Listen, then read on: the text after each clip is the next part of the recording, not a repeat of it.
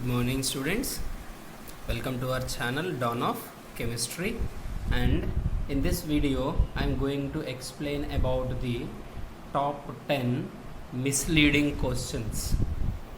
Before going to the topic, our channel has crossed a milestone of 100 subscribers in a short span of time, that is 1 month only.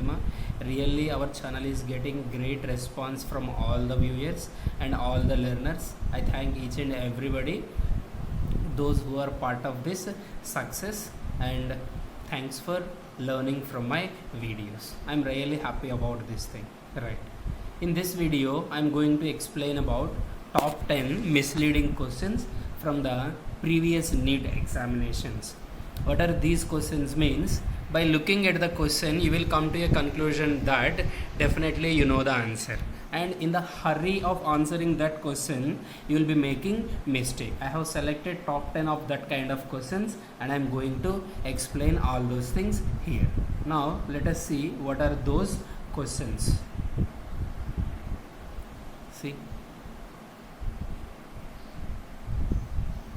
subscribe to my channel Dawn of Chemistry to get more updates from this things. See, top 10th question we are going to discuss is, see this is important one. Ionic mobility of which of the following alkali metal is lowest when aqueous solution of their salt put under the electric field? Normally ionic mobility is two types, that is in fused condition and in aqueous condition. Basically, if an ion is smaller means its ionic mobility will be more. In fused state, the lithium ion is the smaller ion, so that's why we will be having idea on the fused thing. Of course you will have idea, but in the hurry of doing the problem we will be going to the lithium. But in aqueous medium, hydration energy of lithium is maximum.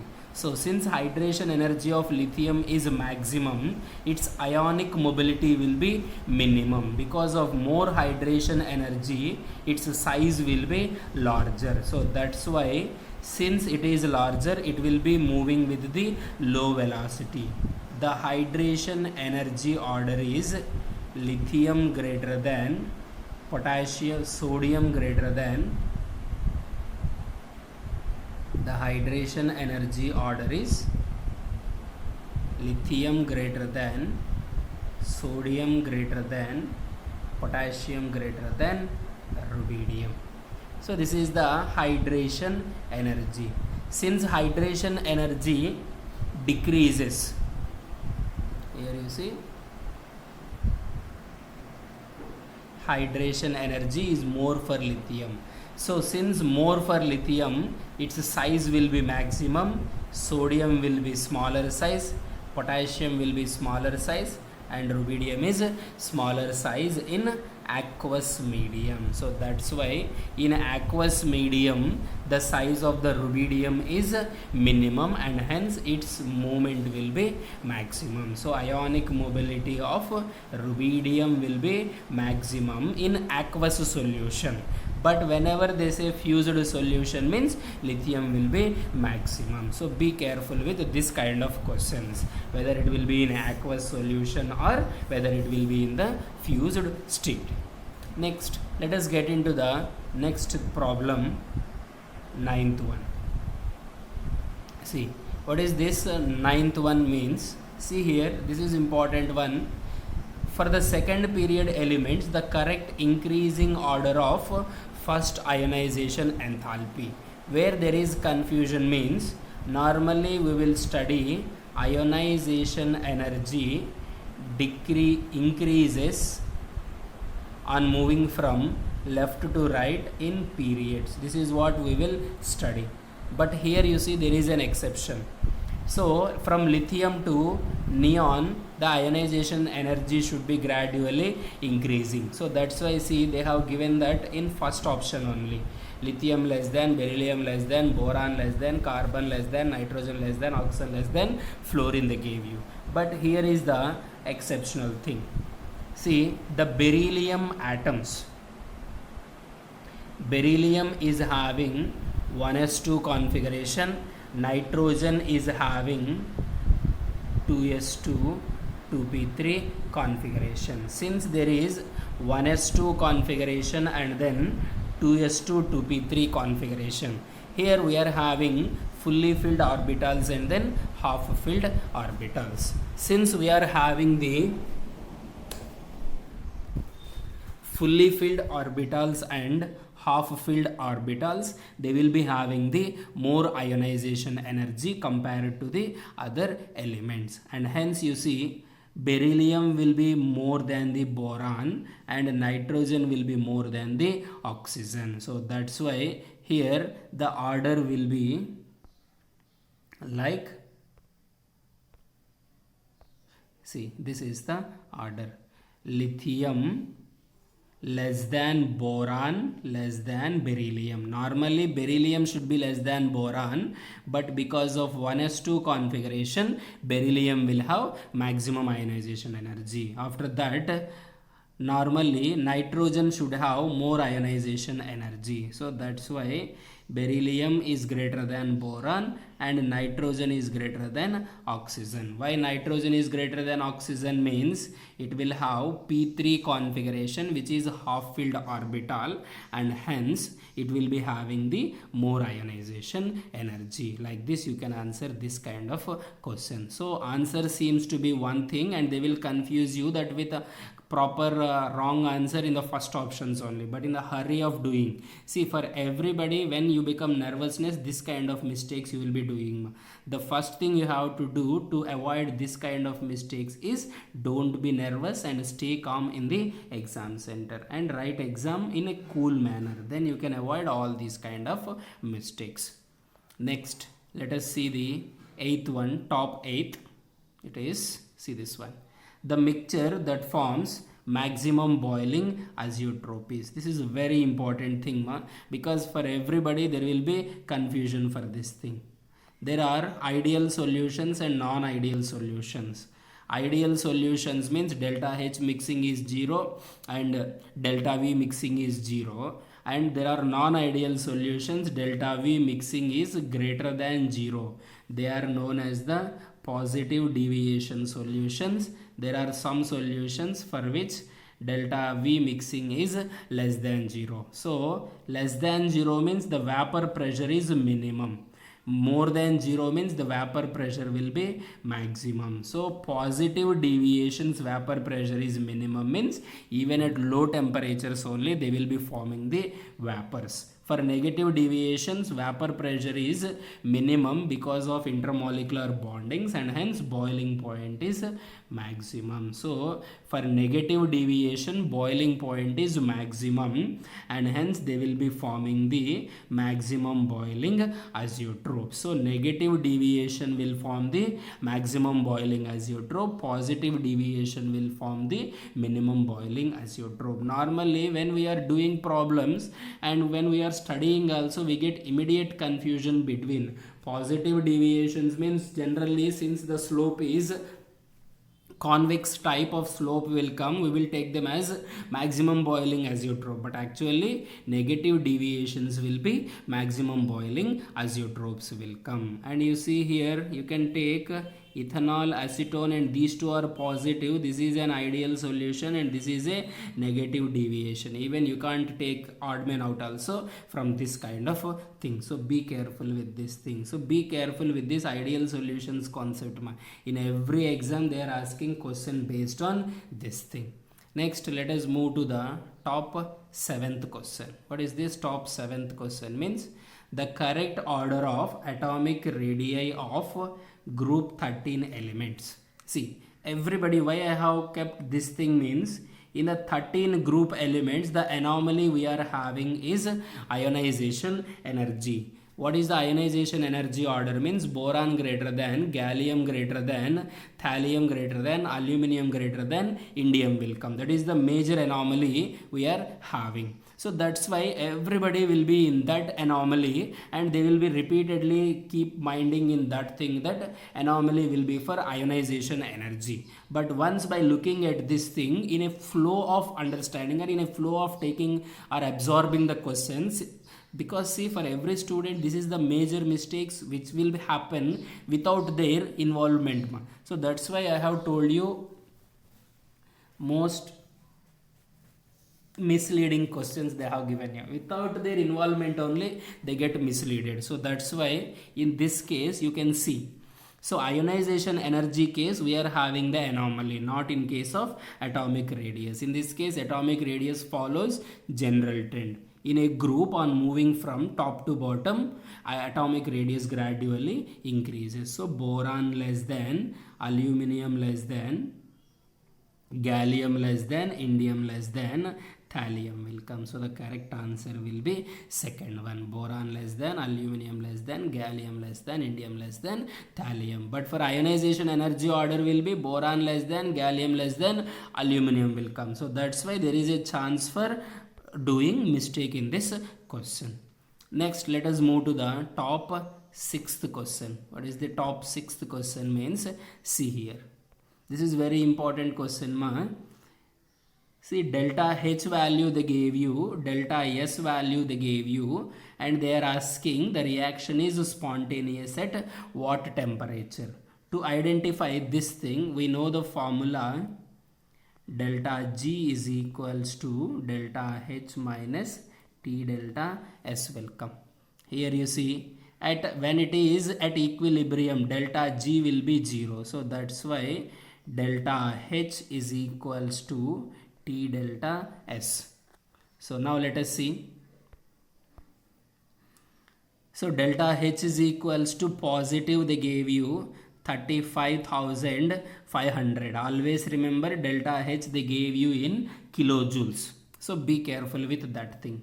Minus 83.6 into temperature you have to identify is equals to delta G. When a reaction will be spontaneous, when delta G is negative, then it will be spontaneous reaction. So that's why since delta H is equals to positive, delta T should be greater than the original value. If you find the T value, you will get 495. So above that temperature only, this particular value will be, this value will be greater than this value, and hence it will be negative. So then it will be spontaneous in nature.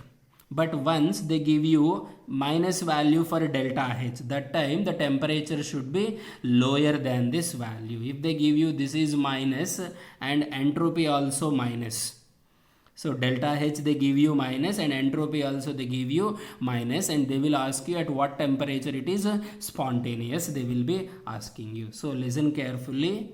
When delta H is positive and delta S is positive, when temperature is greater than particular value, that time it is a spontaneous reaction. If delta H is negative and delta S is negative, when at a particular temperature lower than the T value, how you will get T value means T equals to delta H by delta S will come.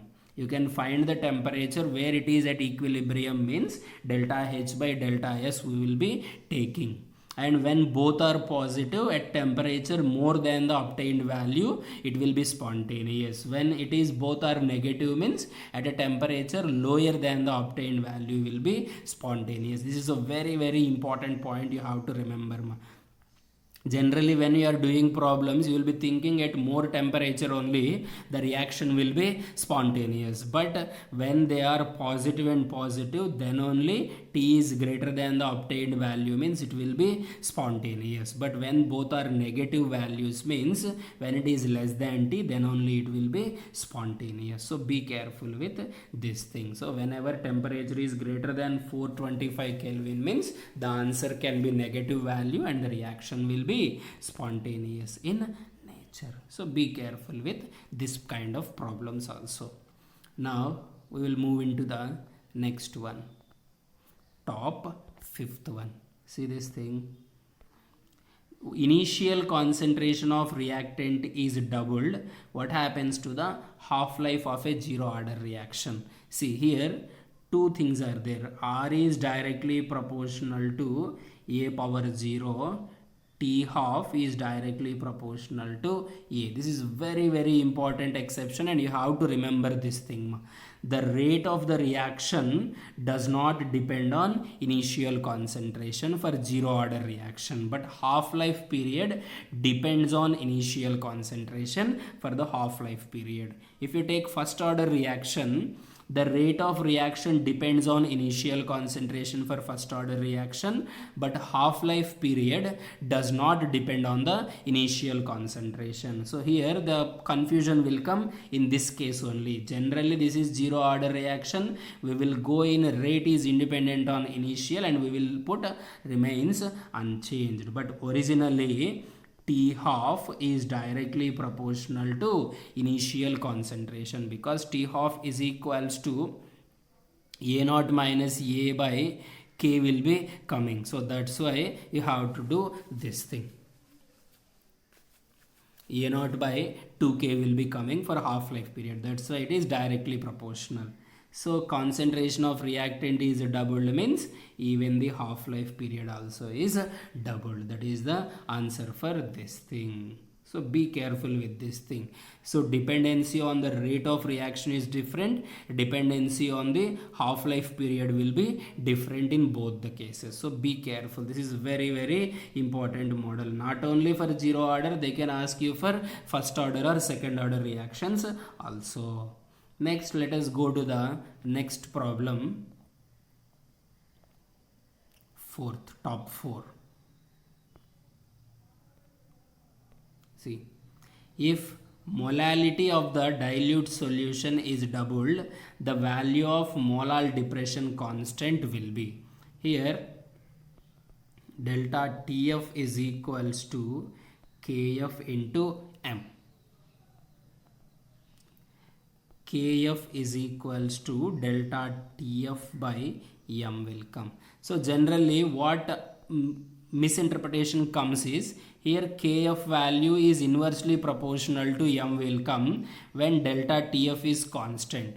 So for any particular liquid, once you change the molality, automatically delta TF value changes, but KF value remains constant. For a particular solution, KF value does not depend on molality. But what you will be thinking is, since KF is equals to delta TF by M, we will think that it is inversely proportional. So since it is doubled, means it will become halved, we will be writing. That's why they gave you the first option here to immediately confuse you. But originally that is not the thing. Always remember, KF value depends on the solvent itself.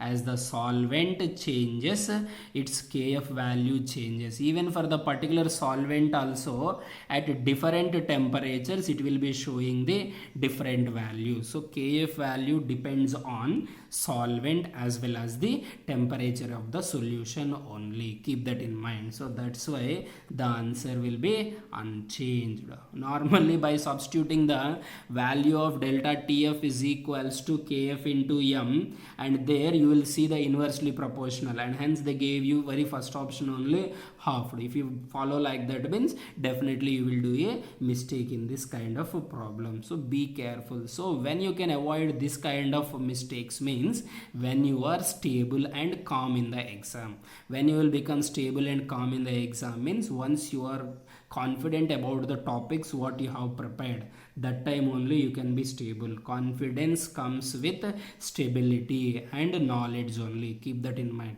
But if you apply some formal tricks like this, I will avoid, means those kind of things always will not work for you. So that's why try to trust your wings, not your parachute. Be careful. So try to trust your wings, not your parachute. Parachute may open or may not open, but your wings will always help you. So try to develop the wings. Next, let us see other one, top 3. This is very very important thing ma, because everybody there is a chance of doing mistake. Which of the following is a wrong statement? This is the 2016 NEET question ma. See, the Heisenberg uncertainty principle is delta E into delta T greater than or equals to h by 4 pi they gave you. Normally in our NCERT books we study only delta x into delta p equals to h by 4 pi and delta x into delta v greater than or equals to h by 4 pi m only we have studied, but this we didn't study. But originally you can derive in place of momentum. If you substitute velocity and all, means you can derive this relation. This is this is also true statement only. Since we don't study this statement, we will immediately take it as a correct answer for this question, but actually this is the correct statement. Next you see, half filled and full filled orbital have greater stability due to greater exchange energy, greater symmetry and more balanced arrangement. Next you see third one, the energy of 2s orbital has lower energy than that of 2p orbital in case of hydrogen atom. This is very important point. This point came into limelight through this question only. You can see your NCERT, this is the direct statement. For hydrogen atom, 2s orbital energy is equals to 2p orbital, 3s energy is equals to 3p energy is equals to 3d orbital. Only for hydrogen atoms, orbitals present in a particular orbit will have the same energies. Be careful with this point. So for this problem the correct answer is third option. But immediately, since we have studied only two formulas for Heisenberg uncertainty principle, we will immediately tick to the first answer and we will come out. But originally that is the wrong answer. So the correct answer for this question is this one. 2s orbital will have same energy as that of 2p orbital, but they are giving you it is lower. That's why this is the correct answer for this question. So be careful. So if we don't know any formula, it doesn't mean that that will never exist, but you should be having conversions with one another and you have to cross check this thing. Next, you want the derivation of this formula, means I will put in a different video. Now it is not possible for me to do here. Otherwise you can check the GRB textbook. If you are having GRB OP Tandon book you are having, means you can check in that book. They have given you the derivation for this formula. Next, let us go into the other thing. Top second one. See, these two questions are little typical, that's why I have given them top priority as a thing. So see here, this is the most common question and mostly everybody will be chance of misleading. Here you see, solubility of barium sulfate they gave you in grams per liter. We know that S is equals to root over KSP.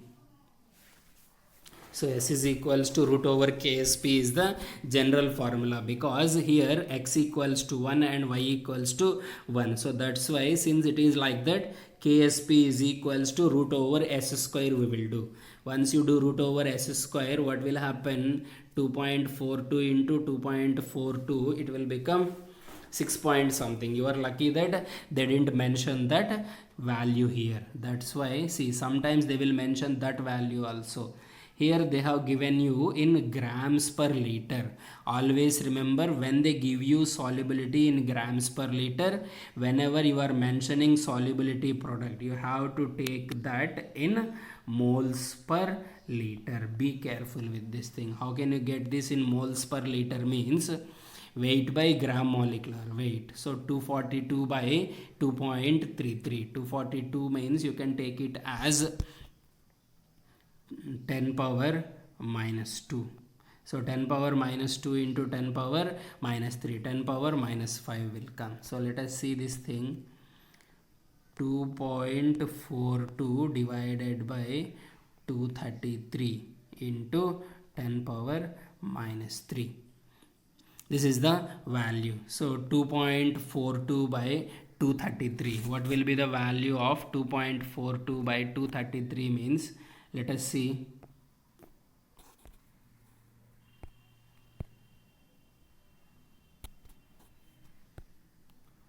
2.42 divided by 240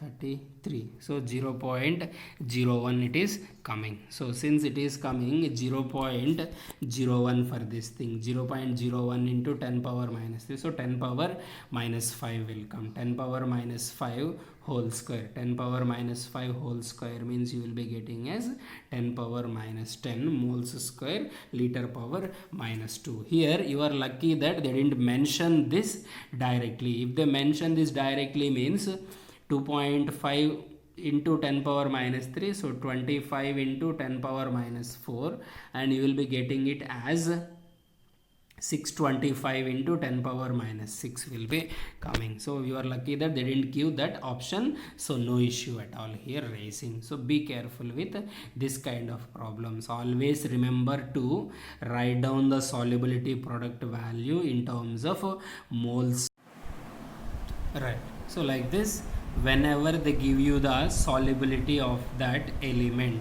you have to take that solubility in terms of grams per liter. Always keep that in mind. This is a very, very important thing.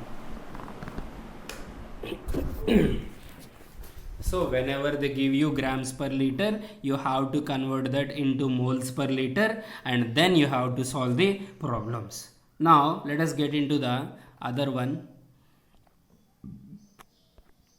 This is very important one. In 2016 NEET examination, they have given you this formula. Correct increasing order of wavelength of absorption in the visible region of the complexes of cobalt is. Always remember, whenever a strong field ligand is approaching the central atom, the orbitals will split into T2g orbitals and then Eg orbitals. The energy difference between them is known as the delta naught. If delta naught is maximum, the splitting will be maximum, and hence they will absorb the more amount of energy. If the splitting is minimum, means they will absorb the less energy. That depends on strength of ligand. Ethylene diamine greater than ammonia greater than water. This is the strength of the ligand. So since strong field ligand is there, means more splitting and more energy. So here commonly what we do mistake is wavelengths we will not consider. Directly we will go to the energy and we will put weak field ligand means less energy, strong field ligand means more energy we will be putting. But you should not do like that.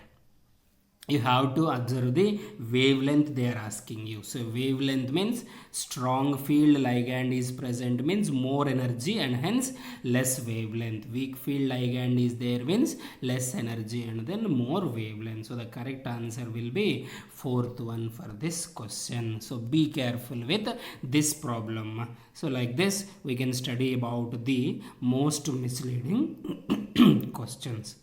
Right. So that is for this video. Thanks for watching this video. If you want more updates from my channel, means subscribe to my channel Dawn of Chemistry, and I will be posting all the important updates, or not important updates, whatever the different problems they can ask you, in what corners you will be facing problems on those things and all, I will be posting the video. So all the best for your NEET examinations. Thank you.